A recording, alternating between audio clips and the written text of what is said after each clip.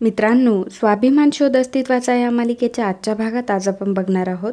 मोठी आई फोनवर बोलत असते की माझ्याकडून नुसतेच पैसे घेतले ना फुकटचे. अरे शांतनू आणि पल्लवी त्या गाडीतून सुखरूप परत आलेत. त्यांना जरा जरी संशय आला ना तर मला जेलची हवा खावी लागेल. पल्लवी मागून येते आणि म्हणते की ती तर तुम्हाला खावी लागणारच आहे मोठी आई. पल्लवीचा आवाज ऐकून मोठी आई जाम घाबरते. मोठी आई म्हणते की काय म्हणालीस तू? पल्लवी म्हणते की अहो तुम्हीच म्हणाला ना कसली तरी हवा खावी लागेल. आपण छान हवा खाऊयात. मोठी आई म्हणते की मी नाही येणार. कुठे नेतीयस तू मला? पल्लवी म्हणते की अहो असं कसं, लोकांना लांब लांबच्या प्रवासाला पाठवायची हौस आहे ना तुम्हाला. आज आपण लांबपर्यंत भटकून येऊ. म्हणून पल्लवी मोठ्या आईचा हात धरते तेव्हा मोठी आई म्हणते की तुला सांगितलं ना मी नाही येणार तुझ्यासोबत. तुझं काही खरं नाही, तू माझा जीवसुद्धा घेशील पण मला मी नाही येणार. पल्लवी म्हणते की तुम्ही येणार की नाही येणार हे विचारलं मी तुम्हाला. म्हणून पल्लवी जबरदस्तीने मोठ्या आईचा हात धरते आणि तिला गाडीत बसवते. त्याचा सीट बेल्ट बांधते तेव्हा मोठी आई म्हणत असते की पल्लवी कुठे घेऊन जाते सांग तर मला. मोठी आई प्रचंड घाबरलेली असते. पल्लवी गाडीत येऊन बसते तेव्हा मोठी आई म्हणते की अगं दार का उघडत नाहीये. तेव्हा पल्लवी म्हणते की मी कार लॉक केली आहे. जोपर्यंत अनलॉक करत नाही तोपर्यंत दार उघडणार नाही. मोठी आई म्हणते की अगं पण का आणि कुठे घेऊन चालली आहेस मला. पल्लवी जोरात गाडी सुरू करते. ची मोठी आई पल्लवीकडे गयावया करायला लागते की कुठं घेऊन चालली आहेस गाडी, गाडी थांबव. पल्लवी मात्र अजून वेगाने गाडी चालवत असते. ही आई अक्षरशः रडत असते, पल्लवीकडे गयावया करत असते. पल्लवी मात्र वेगाने गाडी चालवतच असते. समोर एक झाड असतं. पल्लवी झाडाच्या दिशेनेच जात असते. मोठी आईची मात्र फिरते आणि मोठी आई मात्र खूप घाबरते. तिला वाटतं की आता गाडी मात्र झाडावर जाऊन आदळणार आहे. पल्लवी झाडाच्या दिशेने जाती खरी पण झाडाजवळ आल्यावर पल्लवी जोरात ब्रेक मारते.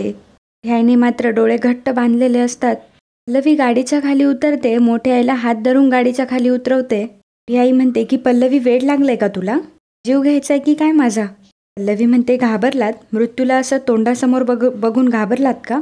पांढरे पडले तुमचे, वाचा बसली का तुमची आता? दुसऱ्याचा जीव घेताना मात्र अशी अवस्था होत नाही. ती आई म्हणते की काही पण बोलू नकोस. मी कधी कोणाचा जीव घेण्याचा प्रयत्न केला?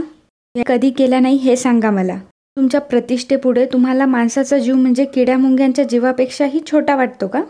नाही. तेव्हा मोठी आई म्हणते की डोकं फिरलंय का तुझं? पल्लवी म्हणते की माझं खरंच एवढं डोकं फिरलेलं असतं ना त्या गाडीसकट तुम्हाला दरीत घेऊन गेली असते मी.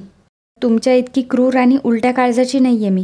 एखाद्याची जीव घेण्याची विकृती तुमच्याकडे आहे, माझ्याकडे नाही. त्याला तुम्ही स्वतःचा मुलगा म्हणवताय, आज त्याच्याच जीवावर उठला तुम्ही. कशी वाटत नाही हो तुम्हाला? तेव्हा मोठी आई पल्लवीच्या कानाखाली द्यायला जाते. पल्लवी तिचा हात धरते. म्हणते की केवळ तुमच्या वयाचा आणि नात्याचा मान ठेवून स्वतःला आवरतीये. तो शांतनूची मोठी आई म्हणून मिरवताना तुम्ही सांभाळलं, अंगाखांद्यावर खेळवलं म्हणून ऐकवत असताना तुम्ही नेहमी. आज त्यांच्याच खुनाचा डावर असताना कुठे गेली होती तुमची माया? मोठी आई म्हणते की काही पण बोलू नकोस, मी काही पण केलं नाहीये. पल्लवी म्हणते की अजून किती खोटेपणा कराल, किती? सगळं कळलंय मला तुमचं. हो शांतनू किती प्रेम करतात तुमच्यावर. तुमचा एक शब्दसुद्धा खाली पडू देत नाही. मला ठेस लागली तर त्यांच्या डोळ्यात पाणी येतं. तुम्ही त्यांचाच जीव घ्यायला निघालात. अशी असते का आई? आई म्हणजे प्रेम, आई म्हणजे वात्सल्य, आई म्हणजे काळजी आणि आई म्हणजे माया. त्यातल्या कुठल्या वाक्यात बसता हो तुम्ही? हो आई जीव लावणारी असते, जीव घेणारी नाही. तर आई या नावावरच काळीमा आहात तुम्ही. किती मामला लबाडी करून त्यांना घराबाहेर काढलं. ही गुन्हा पचवलात. त्याच्यावर दबाव आणून त्यांच्याकडून प्रॉपर्टीचे हक्क ओरमाडून घेतलेत. तर त्यांच्या जीवावर उठलात. त्यालाही विष घालून मारण्याचा प्रयत्न केला. तुमच्याबद्दल होता नव्हता तो सगळा आदर संपला. तुमचे 100 अपराध भरले खोटी आई. आजवर मी नेहमी तुम्हाला माफ करत आले.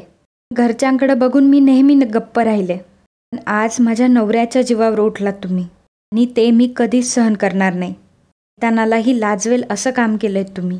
आता बास, यापुढे मी तुम्हाला अजिबात माफ करणार नाही. तुमचा खेळ संपला खोटे आई. माझ्या मंगळसूत्राच्या ताकदीने आज मला माझं सौभाग्य परत मिळालंय. त्याची शपथ घेऊन सांगते तुम्हाला. पुढे तुम्हाला पश्चातापाची संधीसुद्धा देणार नाही मी. हा पल्लवी शांतनू सूर्यवंशीचा शब्द आहे. इकडे घरातले सर्वजण चिंतित असतात. प्रभाकर सर फोन लावत असतात. शांतनू देखील फोन लावत असतो. आदिती मॅम म्हणतात की प्रभाकर लागला का रे फोन? वेळ झालाय. तेव्हा प्रभाकर सर म्हणतात की अगं फोन लावतोय पण ती घेतच नाही फोन. दिती म्हणते की मी करते फोन. तेव्हा प्रभाकर सर म्हणतात की पॅनिक होऊ नकोस, मी करतोय ना फोन. पुन्हा एकदा पल्लवीला फोन करतात आणि म्हणतात की घेतच नाहीये ती फोन. दिती म्हणते की प्रभाकर मला काळजी वाटतेय. हिनी तिला काही. तेव्हा शांतनू म्हणतो मोठे काका मला एक कळत नाहीये की मोठी आई तुम्हालाही काही सांगून गेली नाही. मोठे काका म्हणतात की नाही रे, तुझ्यासमोर भेटली तेवढंच, बाकी नाही. भावरी म्हणते की शांतनू अरे बराच वेळ झाला, आता टेन्शन यायला लागलंय. तुम्हाला तरी काही माहिती आहे का? तेव्हा प्रदीप म्हणतो की नाही ना, मी तर आत्ताच घरी आलोय. भावरी म्हणते की त्या दोघी न सांगता असं कुठं जात नाही. शांतनू म्हणतो की हो तेच ना, आणि मोठ्या आईचा सुद्धा फोन लागत नाहीये. ना म्हणते की भाऊजी पल्लवीला ट्राय केला का? तेव्हा आदिती म्हणते प्रभाकरने केला होता तिला कॉल, पण ती कॉलच घेत नाहीये. प्रदीप मोठ्या काकांजवळ येऊन म्हणतो वहिनींनी काही वेगळा प्लॅन केलेला नाहीये ना? पल्लवी गायब आहे म्हणून म्हटलं. मोठे काका म्हणतात की माझंच मला कळेन असं झालंय, त्यात नको ते विषय काढू नकोस, गप्प राहा जरा तू. शांतनू म्हणतो की बाबा मी एक काम करतो, बाहेर जाऊन बघून येतो, कारण त्या दोघी कुठं गेल्या हे कळायलाच हवंय. ठाकर म्हणतो की हो चल ठीक आहे, मी पण येतो. असं म्हणताच ते बाहेर जाणारच तेवढ्यात पल्लवी आणि मोठी आई तिथं आलेले असतात. आईने पल्लवीचा हात धरलेला असतो. शांतनू म्हणतो की मोठी आई अगं असं अचानक तुम्ही दोघी कुठं गेला होता? मला काळजी वाटत होती. भावरी म्हणते हो ना, आम्हाला घाबरायला झालं होतं. पल्लवी बाहेर काही. किती मॅम म्हणतात की पल्लवी अगं काहीतरी बोल, तुला सर्वजण काहीतरी विचारताय. किती कॉल्स केले तुला, तू फोनच घेत नाहीये, कुठे गेली होतीस तू? पल्लवी म्हणते की काळजी करण्यासारखं काहीही झालं नाहीये, खरंच आम्ही दोघी सहजच फिरायला गेलो होतो लॉंग ड्राईव्हला. हो ना मोठी आई? तेव्हा मोठी आई मान डोलावते. शांतनू म्हणतो की लॉंग ड्राईव्हला हे असं अचानक? पल्लवी म्हणते की हो काय आहे ना, सासू आणि सुनेत, आणि थांबते आणि म्हणते की सासू सून काय, लेकीच आहोत आम्ही दोघीजणी ना मोठी आई. आपल्यातल्या या नात्याला छान वेळ द्यायला हवाय ना. मी सगळ्यांनीच बघितलं असेल की लग्न होऊन मी या घरात आले, मोठ्या आईंनी किती कौतुकाने स्वागत केलं होतं माझं. ती छान नातं होतं आमचं तेव्हा. नंतर काही गोष्टी बदलल्या, पण मग आमच्या नात्यात दुरावा आला. आज शांतपणे विचार करताना वाटलं की आमच्यातलं हे नातं पुन्हा पहिल्यासारखं व्हायला हवं. मी एकमेकींना वेळ द्यायला हवाय, चांगल्या गप्पा मारायला हव्यात, एकमेकींना समजून घ्यायला हवं. हो ना मोठी आई? ही आई पुन्हा मान डोलावते. पल्लवी म्हणते काय शहरामध्ये गप्पा मारायला असं ठिकाण भेटतच नाही ना, म्हणून मग छान मोकळ्या हवेत घेऊन गेले होते त्यांना मी. ही आई मज्जा आली ना तुम्हाला? तर आम्ही सगळ्यांना असं न सांगता गेलो, सगळ्यांनाच काळजी वाटत असेल त्यासाठी सॉरी. पल्लवी म्हणते की तसं नाही, पण सांगून गेला असता तर आम्हाला इतकं घाबरायला नसतं झालं. पल्लवी म्हणते की पुढच्या वेळी जाताना नक्की सांगून जाऊ. हो ना मोठी आई? मोठी आई परत मान डोलावते. ती म्हणते की हो. मेघना म्हणते की आता तुम्ही बाहेरून आलात तर फ्रेश होऊन घ्या, मी सगळ्यांसाठी चहा करते. ती आई तिथून निघून जाते. पाठोपाठ मोठे काकाही जातात. प्रभाकर सर आणि आदिती मॅम जेव्हा रूममध्ये येतात तेव्हा प्रभाकर सर म्हणतात की काय बोलावं ते कळतच नाहीये. पल्लवी आणि वहिनी बराच वेळ घरात नाहीये हे लक्षात येतं. त्यातून पल्लवी कोणालाही न सांगता बाहेर जाते, पण फोन केला तर फोन घेत नाही. आल्यावर काय सांगते की आम्ही लॉंग ड्राईव्हला गेलो होतो. हे सगळं विचित्र नाही वाटत तुला आदिती? आदिती म्हणते की थोडं काय चांगलंच विचित्र वाटतंय. अशी का गेली असेल? म्हणजे प्रत्येक गोष्ट आपल्याला शेअर करते, आता कधीच काही करत नाही, मग असं अचानक का ठरवलं असेल तिने? मार्क केलं का प्रभाकर? तिचा चेहरा बघितला का कसा गप्प गप्प होता आणि तिच्या होला हो करत होत्या? प्रभाकर म्हणतात की सगळ्यांसमोर तोंडातून एक शब्द सुद्धा फुटत नव्हता त्यांच्या. वेळा पल्लवीला पाण्यात बघतात. मला एक गोष्ट वाटते की अचानक त्या पल्लवीसोबत बाहेर जायला तयार कशा झाल्या गं? दीदी मॅम म्हणतात की काहीतरी वेगळं घडलं होतं, हे त्या मला आल्याच लक्षात आलं होतं. प्रभाकर सर म्हणतात की पल्लवीचं माझ्याशी 2दा बोलणं झालं होतं. तिच्या मनात असला काहीच विचार नव्हता. उलट मीच तिला सांगितलं की दादा आज कॉलेजला येणार नाहीये.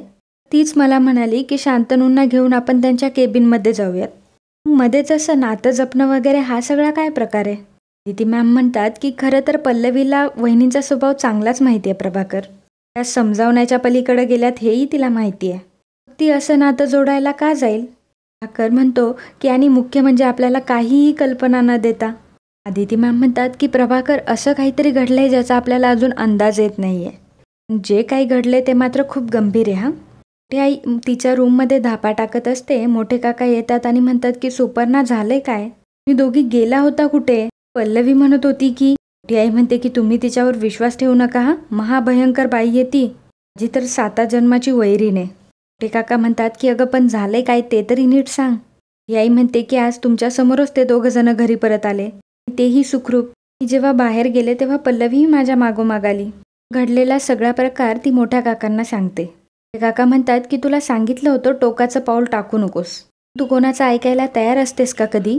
मोठी आई म्हणते की अहो पुरे, पुन्हा पुन्हा मला तेच काय सांगताय? जीव जाणार होता आज. सावरायच्या ऐवजी तुम्ही मला माझ्या चुका दाखवताय. हो, उलट मी आज जे काही केलं ना त्यामुळे शांतनू पुराव्यापर्यंत पोहोचूच शकला नाही. तर तो केबिनपर्यंत पोहोचला असता आणि पुरावे दिले असते या पल्लवीने त्याला. काय झालं असतं? तेव्हा मोठे काका म्हणतात की मान्य मला. यापुढे तू ताळतंत्र सोडून वागू नकोस हा, माझा ऐक. आपला शत्रू किती हुशार आहे हे आपल्याला कळलंय.